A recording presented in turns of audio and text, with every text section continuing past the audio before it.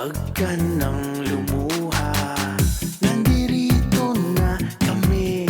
Ayusin natin ang problema.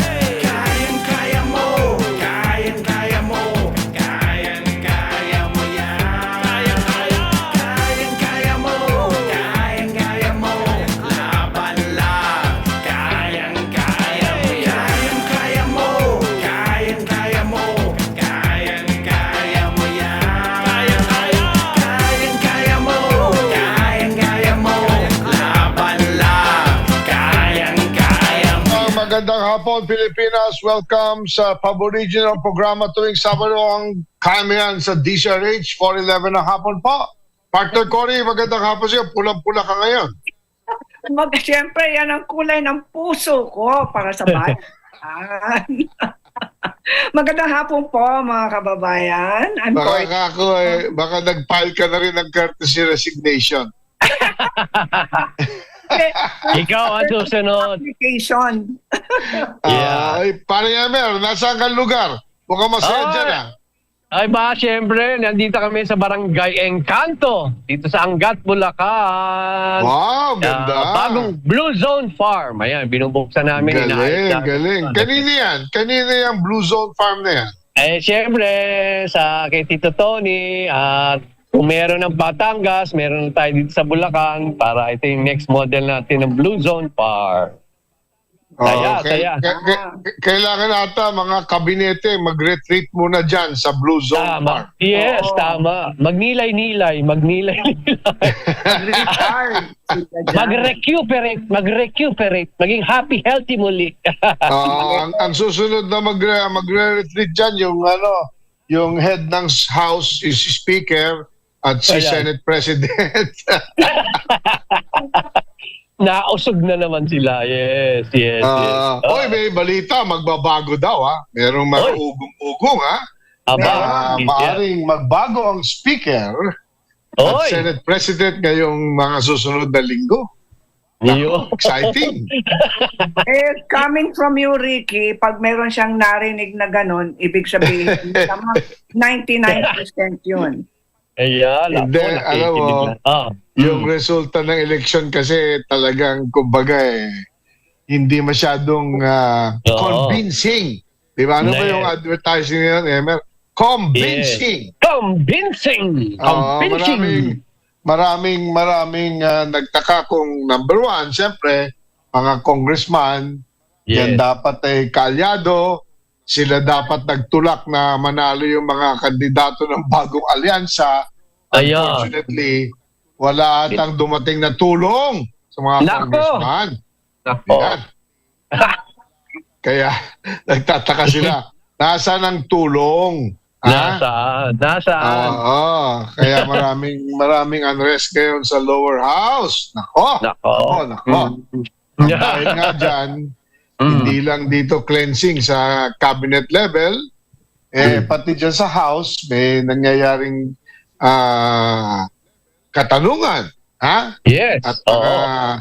obserbasyon na ang leadership ba ay solid o hindi sa administrasyon ni PBBM. Nako. Diba? Ngayon pa namang may kaarawan pa naman ngayon. Nako. Tara. Happy birthday, ma'am! Happy birthday! Happy birthday, nga pala.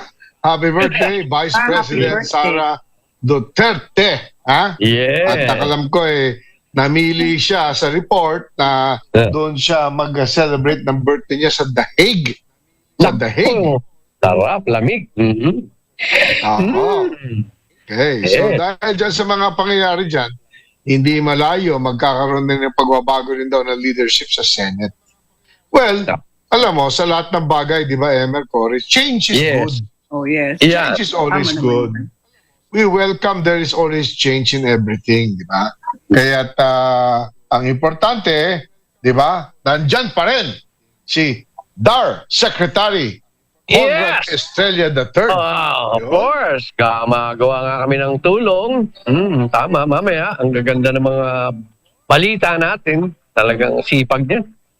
Oo, dahil nga dito, nagkaloob ang DAR ng 1.5 million climate resilient pasilidad sa mga ARBO sa Cavite. Dasmariñas, Dasmariñas. Cavite. Ah? Yes. Lapit lang. Hindi sa DASMA. Hindi Oo, DASMA. ipinagkaloob ng Department of Agrarian Reform ang isang greenhouse, isang vermicomposting facility. Alam mo yung vermicomposting? Yun yung earthworms, ha? Yes. Yung mga yan, mga worms. Ayan.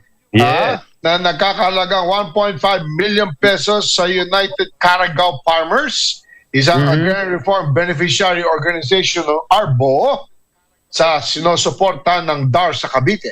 Matatagpuan sa Barangay Sampaloc, the second, Dasmariñas, Cavite. Ang UCFI ay binubuo ng 50 agrarian reform beneficiaries na miyembro ng pangunahing pananim ay mais at gulay. Ang mga pasilidad ay bahagi ng Climate Resilient Farm Productivity Support Project ng Department of Agrarian Reform, isang programa na naglalayong magpataas ng ani at kita ng mga ARB sa pamamagitan ng magkakalikasang pagsasaka, kayang tumugon sa epekto ng pagbabago ng klima or climate change. Ang bagong greenhouse na may laki or sukat na 374.36 square meters, ang laki pala nito, ay isang 3-bay top ventilation system for heat regulation. Kasama rin dyan ang drip at overhead sprinkler irrigation system na may pump. Siya ay designed din to withstand wind up to 100 kilometers per hour. Kasama dyan, Emer, tables and trays. Complementing the 33 square meter vermicomposting house, kompleto rin ang composting beds for organic fertilizer production. Go ahead, Emel.